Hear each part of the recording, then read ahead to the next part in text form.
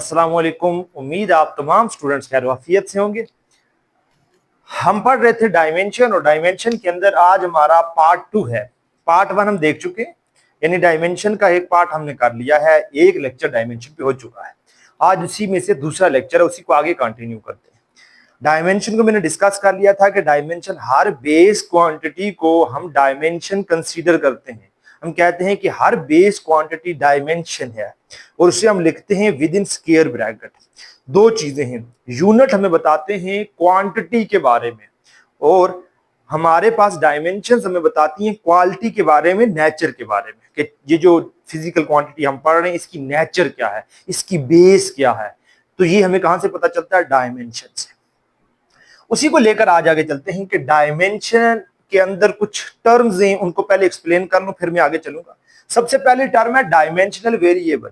Dimensional variables बेटा उन physical quantities को हम डायमेंशनल वेरिएबल्स कहते हैं जिन फिजिकल क्वांटिटीज की डायमेंशन होती है, साथ साथ उनका मैग्नीट्यूड चेंज होता है। मसलन स्पीड, स्पीड की बात की जाए तो बेटा स्पीड की डायमेंशन होती है, क्या डायमेंशन होती है? एल टी पावर -1, ये डायमेंशन होती है स्पीड की। यही वेलोसिटी की डायमेंशन है। तो क्या स्पीड बढ़ती और कम नहीं होती? होती है, यानी मैग्नीट्यूड उसकी कम भी हो सकती है, ज्यादा भी हो सकती है।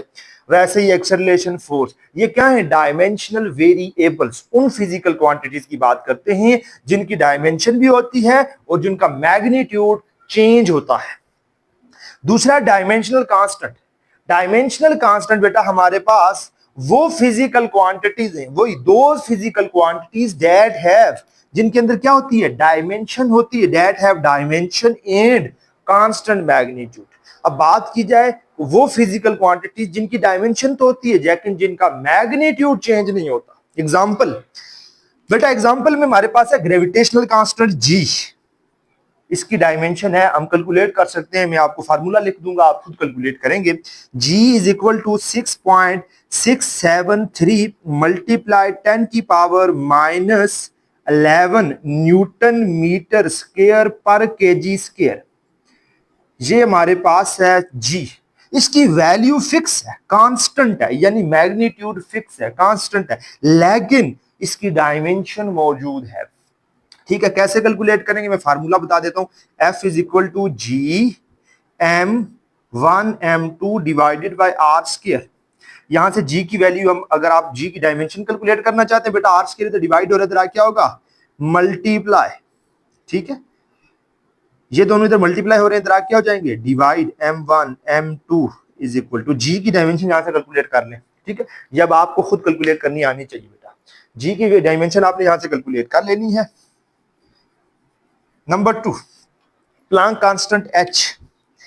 प्लांक कांस्टेंट की डायमेंशन होती है बेटा लेकिन ये फिक्स है, कांस्टेंट है। तो इसकी वैल्यू हमारे पास 6.628 मल्टीप्लाई 10 की पावर -34 जूल सेकंड। ये है प्लांक कांस्टेंट, इसकी डायमेंशन होती है। अच्छा, इसकी डायमेंशन कैलकुलेट करनी है तो कैसे करेंगे? जिस हमें ये करवा देता हूं आपको, ताकि हमें आगे जरूरत भी पड़ेगी वैसे इसकी, तो मैं आपको इसकी डायमेंशन कैलकुलेट भी कर देता हूं। बेटा फार्मूला होता है, वैसे हमारे पास जो मोमेंटम है, मैं आपको यहाँ एक छोटा सा कंसेप्ट बता दूं। मैटर, मैटर की बात की जाए तो जो मैटर है, मैटर मींस मैं अपनी बात करूं, मैं मूव कर रहा हूं, तो बेटा मेरे पास, मैं मूव करता हूं, मेरा मैस और मैं साथ मूव कर रहा हूं।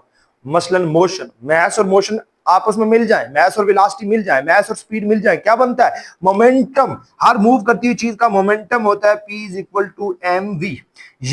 ये मोमेंटम किसके लिए बेटा? पार्टिकल के लिए, मैटर के लिए। अगर कोई वेव है तो क्या वेव का भी मोमेंटम होता है? हाँ, हमने पढ़ा था कि वेव का भी मोमेंटम होता है। तो बेटा वेव का जो मोमेंटम होता है, वेव का मोमेंटम हम कैसे लिखेंगे? तो बेटा वेव का मोमेंटम लिखा जाएगा P is equal to, wave का मोमेंटम होता है H डिवाइडेड बाय लैम्डा। ये बेटा ये होता है वेव का मोमेंटम। कोई भी वेव हो उसका मोमेंटम ऐसे दिखाते हैं, पार्टिकल का मोमेंटम और वेव का मोमेंटम।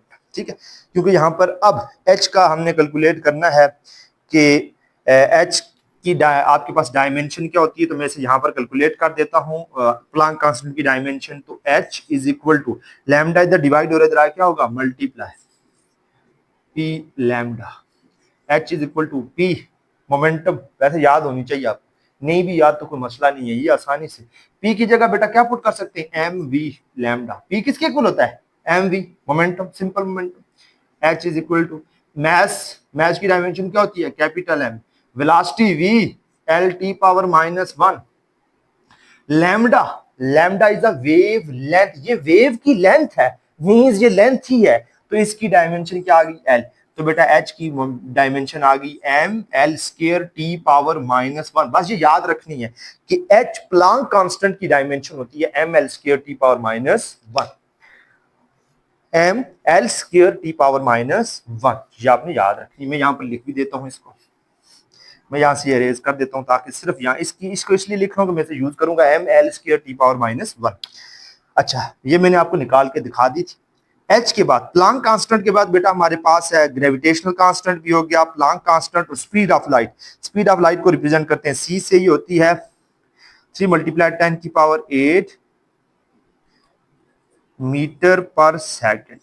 इसकी डायमेंशन भी आप इजीली निकाल सकते हैं। स्पीड है, स्पीड की डायमेंशन एल टी पावर -1, लेकिन वैल्यू क्या है बेटा, constant, speed of light in vacuum. इस तरह आइडियल गैस कांस्टेंट आर, उसकी भी डायमेंशन होती है, लेकिन उसकी वैल्यू क्या होती है, फिक्स, उसे भी हम डायमेंशनल कांस्टेंट कहते हैं। अब बेटा इसके बाद डायमेंशन लेस वेरिएबल, वो वेरिएबल, वो फिजिकल क्वांटिटीज जिनकी डायमेंशन नहीं होती, those physical quantities that have no dimension, जिनकी डायमेंशन नहीं होती, एंड वेरिएबल मैग्नीट्यूड, जिनका मैग्नीट्यूड वेरिएबल होता है लेकिन उनकी डायमेंशन नहीं। ऐसी कौन सी फिजिकल क्वांटिटीज है बेटा, ऐसी फिजिकल क्वांटिटीज याद रखिएगा, मैं आपको बताता हूं। डायमेंशन लेस वेरिएबल यानी कौन सी क्वांटिटीज है, सॉलिड एंगल। तो बेटा सॉलिड एंगल, अच्छा सॉलिड एंगल क्या होता है, plane, solid angle, plane angle, ये क्या होते हैं, ये मैंने इसके ऊपर पूरा लेक्चर रिकॉर्ड किया, वो जरूर सुनिएगा। Plane angle, supplementary quantities, derived quantities के नाम से मैंने एक लेक्चर पूरा दिया है। सॉलिड एंगल, प्लेन एंगल, इसी तरीके से बेटा आपके पास coefficient of friction, coefficient of friction, इसी तरह तरीके से बेटा कोफिशिएंट ऑफ फ्रिक्शन के बाद हमारे पास है स्लोप, इसी तरीके से स्ट्रेन, रिजॉल्विंग पावर। ये वो हैं बेटा जिनकी डायमेंशन नहीं होती और ये वेरिएबल है, यानी इनकी मैग्नीट्यूड तो चेंज होती है लेकिन इनकी डायमेंशन, मसलन मैं आपके सामने फार्मूला सारे लिख दूं, खुद निकाल लेंगे, मैं एक दो निकाल के दे देता हूं आपको। मैं आपको बताता हूं बेटा, फॉर एग्जांपल मैं यहां पर कुछ डायमेंशन, सॉलिड एंगल की बात करता हूं मैं। पहले प्लेन एंगल, प्लेन एंगल को किससे रिप्रेजेंट करते हैं, प्लेन एंगल को बताएं जी, प्लेन एंगल, प्लेन एंगल को बेटा थीटा से रिप्रेजेंट किया जाता है। अच्छा रिलेशन तो पढ़ा होगा, S is equal to R theta, theta is equal to S divided by R, theta is equal to S, S is a distance, और डिस्टेंस की बेस क्या है, डिस्टेंस की नेचर क्या है, डिस्टेंस लेंथ को कहते हैं बेटा। तो डायमेंशन क्या आ गई इसकी, एल। बेस क्वांटिटीज जो आपने साथ याद की हुई है वही डायमेंशन है, वो आपको पता होनी चाहिए। नीचे आ गई,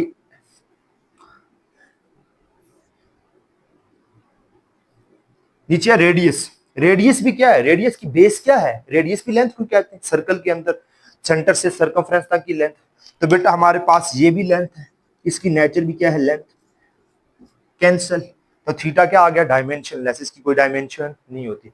वो फिजिकल क्वांटिटीज, उन फिजिकल क्वांटिटीज की रेशो जिनकी नेचर सेम है, जिनका यूनिट सेम है, उनको उनकी रेशियो लेंगे, उनकी डिवीजन लेंगे तो हमेशा डायमेंशन नहीं आएगी, डायमेंशन लेस हो जाएगा वो।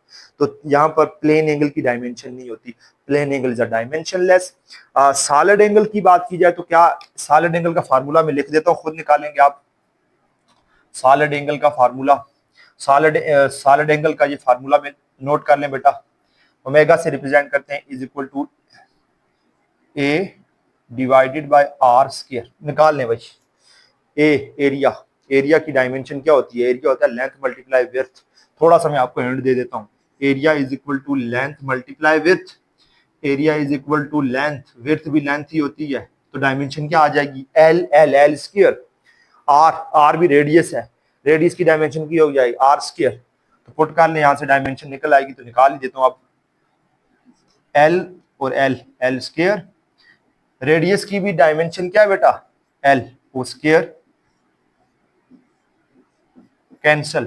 तो सॉलिड एंगल की भी कोई डायमेंशन नहीं होती। Omega is equal to A divided by R square का फार्मूले से आप करेंगे तो आपको पता चलेगा इसकी कोई डायमेंशन नहीं है।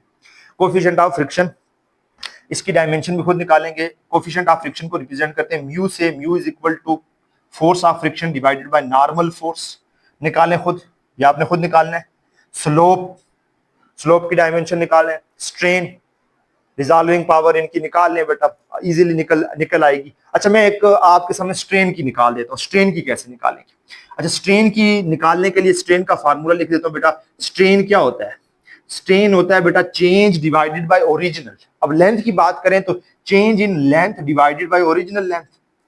तो लेंथ की डायमेंशन लेंथ ही होती है, चेंज हो या चेंज इन लेंथ वो भी लेंथ ही है, तो कैंसिल तो डायमेंशन लेस। तो बेटा आपके पास इस तरीके से आप डायमेंशन निकाल सकते हैं। स्लोप का फार्मूला भी आपको पता होना चाहिए। स्लोप क्या होता है बेटा? स्लोप आपके पास y divided by x, vertical divided by horizontal, ये आप निकालते हैं slope. Rise divided by run, याद हो अगर आपको, तो ऐसे निकाल सकते हैं बेटा।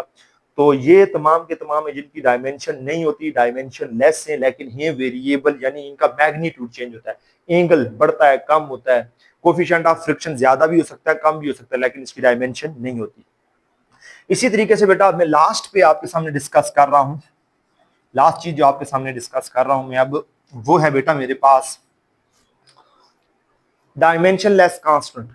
अच्छा वो फिजिकल क्वांटिटीज, अच्छा डायमेंशन लेस कांस्टेंट उन्हें कहते हैं जिनकी मैग्नीट्यूड भी फिक्स हो, कांस्टेंट मैग्नीट्यूड हो, डायमेंशन भी ना हो, उन्हें हम कहते हैं बेटा आपके पास वो क्या है, डायमेंशन लेस कांस्टेंट। मसला नंबर, प्योर नंबर सारे के सारे क्या है, प्योर नंबर्स हमारे पास क्या है बेटा, इनकी कोई डायमेंशन नहीं होती। 1 2 3 अप टू 1, ये जितने नंबर्स हैं कोई डायमेंशन नहीं होती। इसी तरीके से पाई, पाई की वैल्यू है 3.14, इसकी कोई डायमेंशन नहीं होती बेटा, सबसे इसका मैग्नीट्यूड भी फिक्स है और इसकी कोई डायमेंशन। एक्सपोनेंशियल, तो एक्सपोनेंशियल की भी कोई डायमेंशन बेटा आपके पास नहीं होती, ठीक है। तो आपके पास एक्सपोनेंशियल की वैल्यू भी फिक्स होती है। तो इसके साथ साथ अगर आप देखें तो बेटा ये मैंने आपको बता दिया डायमेंशन लेस कांस्टेंट भी, और ये मेरे पास कुछ टर्म्स थी जिन टर्म्स की मैंने आपके सामने डिटेल रख दी है।